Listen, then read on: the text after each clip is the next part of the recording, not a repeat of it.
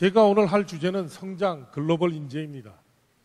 오늘 우리의 주제인 성장 글로벌 인재, 쉽게 생각하면 어떨까요? 내가 글로벌 인재가 될 수 있을까요? 글로벌 인재란 무엇일까요? 무엇을 배워야 글로벌 인재가 될까요? 글로벌이란 무엇일까요? 그동안 여러분들이 주로 해왔던 사지선다형의 한 가지 정답을 찾아내는 문제가 아닙니다. 이런 문제는 발산적 사고를 요구하게 됩니다. 발산적 사고란 문제의 출발에서 수없는 곁가지가 나와서 그 상상력의 범위를 한정할 수가 없는 사고입니다. 세상에 수없는 글로벌 인재가 있는데 그 어떤 것을 특정할 수가 있겠습니까? 그래서 발전적 사고에서는 우리가 생각하는 결론 부분의 방향성을 통제하기 위해서 문제 자체의 개념의 정의를 신경 쓰게 됩니다. 오늘도 저는 한 가지 한 가지를 따로 개념 정의를 먼저 해보겠습니다. 성장. 오늘의 주제는 정신적인 성장에 국한되어 있습니다.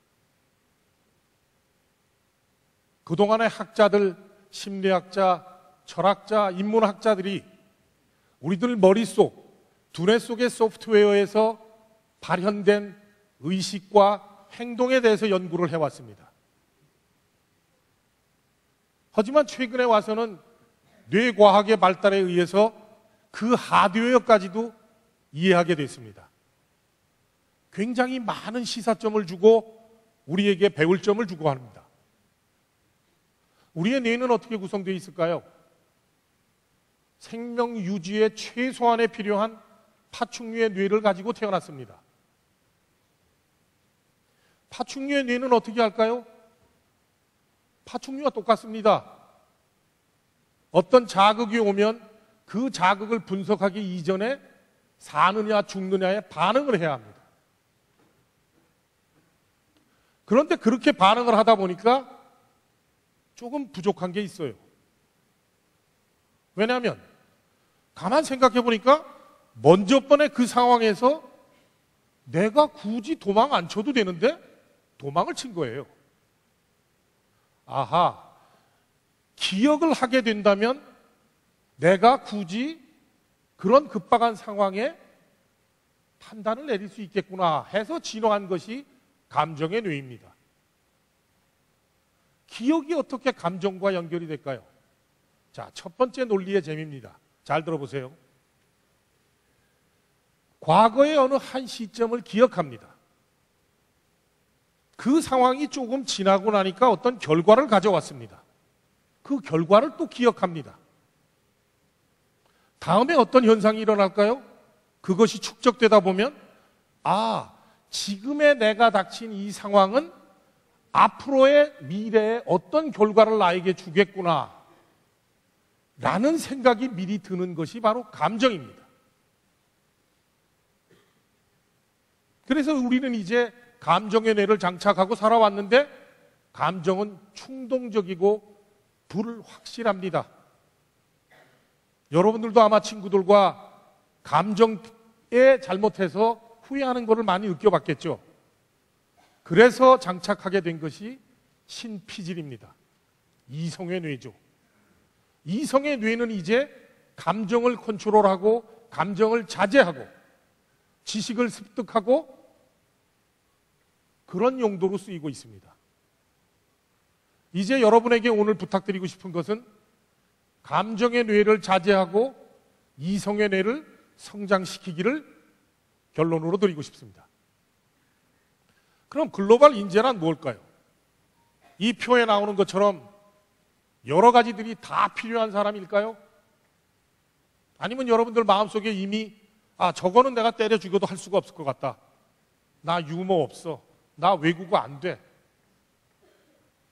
어떤 사람은 이거면 다 돼? 이거 말고도 더 많은 게 필요할 텐데. 맞습니다. 여기에 조건의 숫자들은 여러분들이 어떤 길을 택하느냐에 따라서 필요하기도 하고 안 하기도 합니다. 너무 대답이 광범위하다고요? 하지만 이걸 가만히 보게 되면 이 하나하나가 다 연결되어 있습니다.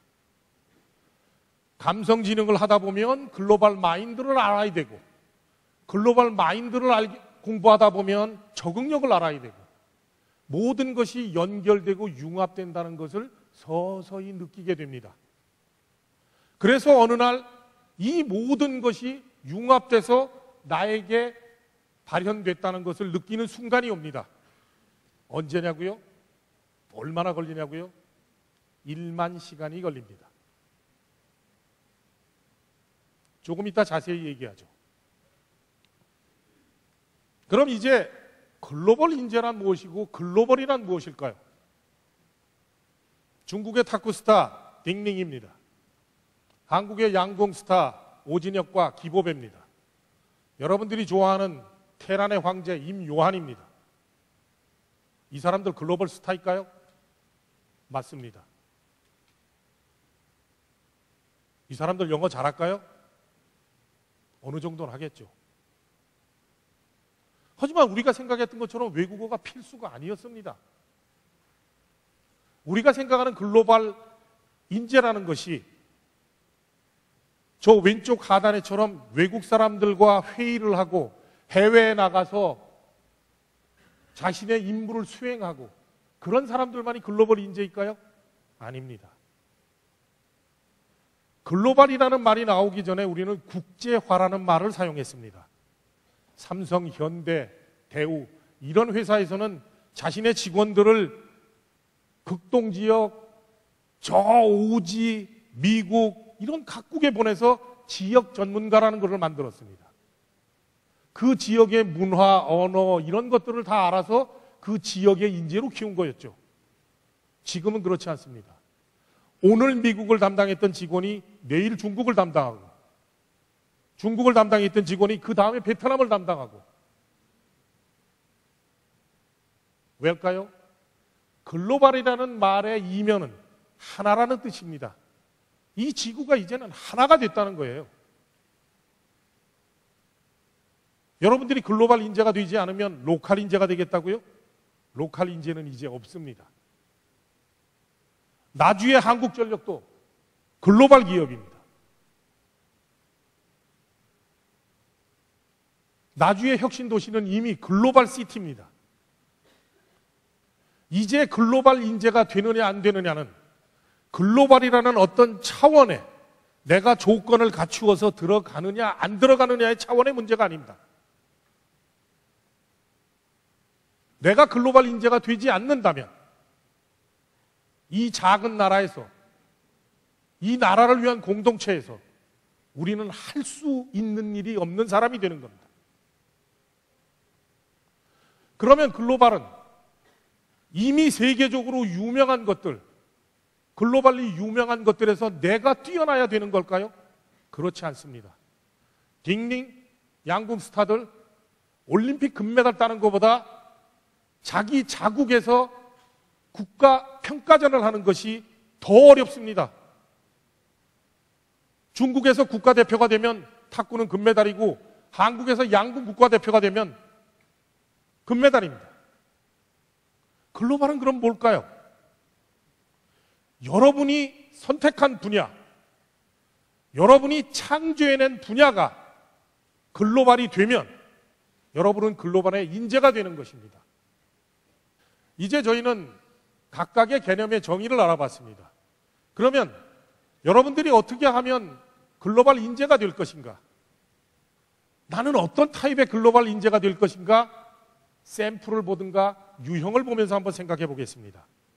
오늘 여기서 들려드리는 이야기는 시장 경제학적인 관점에서 인간의 유형을, 인재의 유형을 세 가지로 분석한 말콤 그레듀웰의 이야기를 따라가 보려고 합니다. 1775년 4월 18일 미국이 아직 영국의 식민지일 때 폴 리비어라는 은세공업자가 굉장히 중요한 첩보를 입수합니다. 16km 떨어진 렉싱턴이라는 곳에 있는 민병대, 혁명군의 독립군의 무기고를 습격하고 리더들을 체포하겠다고 하는 첩보입니다. 절체절명의 순간입니다. 렉싱턴에는 300명의 주둔군밖에 없고 영국군은 1000명 이상이 지금 동원돼서 출병을 앞두고 있습니다. 폴 리비어가 할 일은 뭘까요? 빨리 주변에 있는 민병대를 모아서 렉싱턴에 보내야 합니다. 폴 리비어와 윌리엄 도우스 혁명 동지는 보스턴에서 렉싱턴까지의 16km를 남과 북과 남으로 나누어서 루트를 잡아서 말을 달렸습니다. 그 롱펠로우의 유명한 시 나이트 라이드입니다. 지금도 미국에서는 미친 스피드 광들이 스피드를 내면서 밤중에 이렇게 얘기한다. I'm a night rider! 폴 리비어를 흉내내는 겁니다. 야밤의 심야의 질주라고 표현합니다. 폴 리비어는 성공적으로 지원군을 모집해서 그 다음날 영국군이 습격이라고 생각한 것을 역습해서 1년 후에 독립전쟁을 정식적으로 시작을 하면서 독립의 영웅이 됩니다. 그런데 이 역사적인 사건의 뒤에는 재미있는 질문이 하나 생겼습니다. 폴 리비어가 거쳐왔었던 남쪽에서는 지원군이 증원됐는데 윌리엄 도우스가 지나갔던 북쪽에서는 지원군이 하나도 오지 않았습니다. 그쪽 사람들은 애국심이 없었을까요? 잘못하면 우리 혁명군이 초전에 박살났다라는 그 정보가 폴 리비어에게만 있고 윌리엄 도우스에게는 없었을까요? 똑같은 중요한 정보였는데 왜 결과가 그렇게 나왔을까요? 말콤 그레드웰은 이렇게 결론을 내렸습니다. 폴 리비어는 인재다.